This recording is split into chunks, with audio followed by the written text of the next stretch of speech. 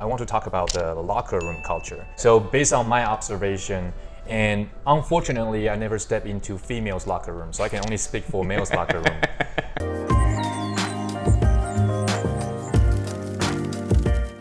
Hi everyone, I'm Wen. Today we're talking with my friend Kevin about fitness and gym culture here in the US. Thank you for being with us today, Kevin. No problem.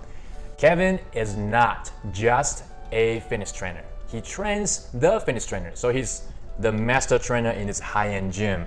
And every time when we worked out, he can be a huge motivation to me by just standing right next to me. Because I look so small standing right next to him.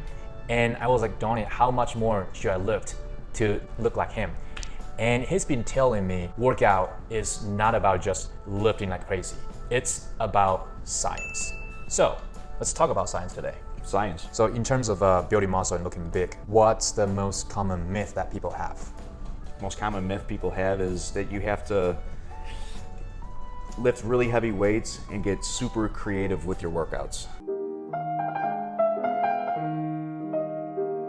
That's the other aspect of people trying to do too many things at one time. They're trying to attack an overall appearance instead of breaking it down and compartmentalizing it. Attack this. Give this the attention it deserves, then move on to the next thing, then move on to the next thing.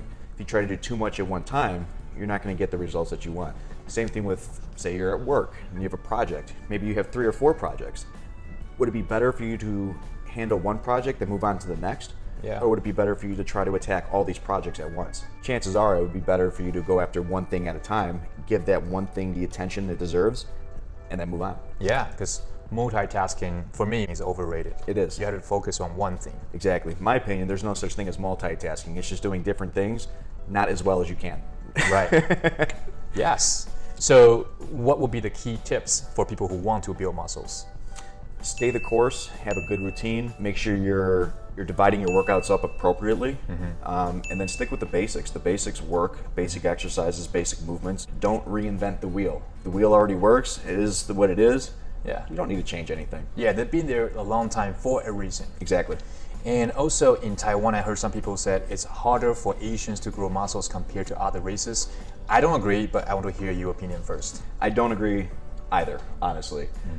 Asians generally have a smaller appearance, but I think that's because of cultural differences throughout the generations. Right. You got to think fitness hasn't really been a huge thing in the Asian culture up until relatively. It's picking up right now, yeah. It's picking up right now, but it hasn't been around for very long. Every other culture has been more in tune with fitness, especially America. We've always been about appearances and looking a certain way. Right. So it's just now starting to trickle into other cultures and different areas of the world.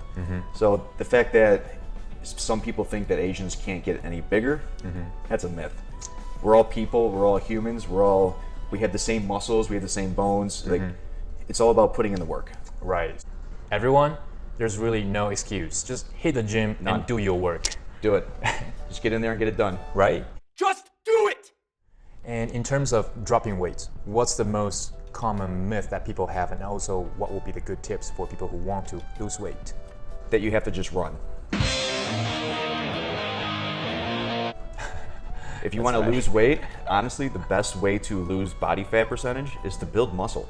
Right. That's the best way to do it. The more muscle you have, burn more calories. Exactly. So the more muscle you have, the more calories you burn just by being you, walking around and breathing. Yeah. Now, if somebody has very little muscle mass to them, it's going to take even longer because the muscles aren't using up your fat stores and whatever nutrients that you're ingesting. Yeah. So the best way to lose body fat percentage and drop a little bit of weight is actually to lift weights. Surprisingly. What about some guys or girls that just don't want to look like huge, but they still want to drop weight? Looking big and huge like a bodybuilder, that doesn't happen by chance. That doesn't happen on accident. This does not happen by chance, by the way. This is 15 years of living my dream, doing what I love, and going after my goals. Yes. Again, 15 years it's taken me to look the way I look, and I'm not done yet. So for those people that are scared of getting bigger, getting too muscular, getting too veiny, trust me, that won't happen unless you're trying for it and you're doing it for an extended period of time. I see. Yeah, I heard some people say, I don't want to do too much of leg workout because I just don't want to not fit into all my skinny jeans. It's not that easy to, grow like a double size of your leg. No, it's not. Like, not at all. Not at all. You have to really try for it. And Yeah. then you have to work out the legs. If you want your legs to grow, you have to hit them at least 2 or 3 times a week. Yeah, with Pretty a real intensely. heavy, intense Exactly. schedule. That's right. So what's the most important tips you'll give people who want to drop weights? Build muscle, In get a addition good to that. routine going, make sure you're eating the right amount of calories for your goals. The biggest thing with losing weight is you have to ingest less calories than you burn. So the first step is figuring out exactly what your daily caloric expenditure is, Yeah. and then adjusting accordingly. So say, just rough example, someone's daily caloric intake is 2,500 calories. If that person is trying to lose weight, lose body fat percentage, they have to take in less than 2,500 calories. Right. I generally put people at a 4 to 650 caloric deficit as a starting point. Now, how do you know if that's too much? You'll feel very lethargic. You'll get irritated quickly. You won't be able to think straight. You'll just Hangry. Exactly, hangry. You'll be confused and irritable, and you're like, what is going on right now? Right. That's how you know you're at too much of a caloric deficit.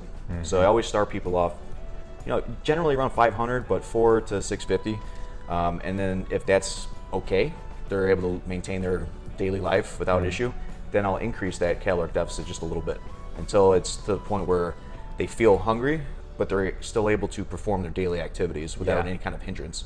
So yeah, the first step is to calculate how much calorie you burn with or without the exercise, and how much the calorie you intake daily through the regular food you will eat. Now, drinks. the flip side to that is somebody's trying to build muscle, you have to take in more calories than you burn. So same example, if somebody's daily caloric expenditure is 2,500 calories, you need to take in more than that.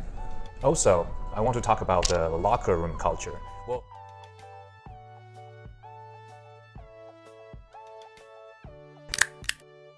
大家好，欢迎来到问讲。Yo.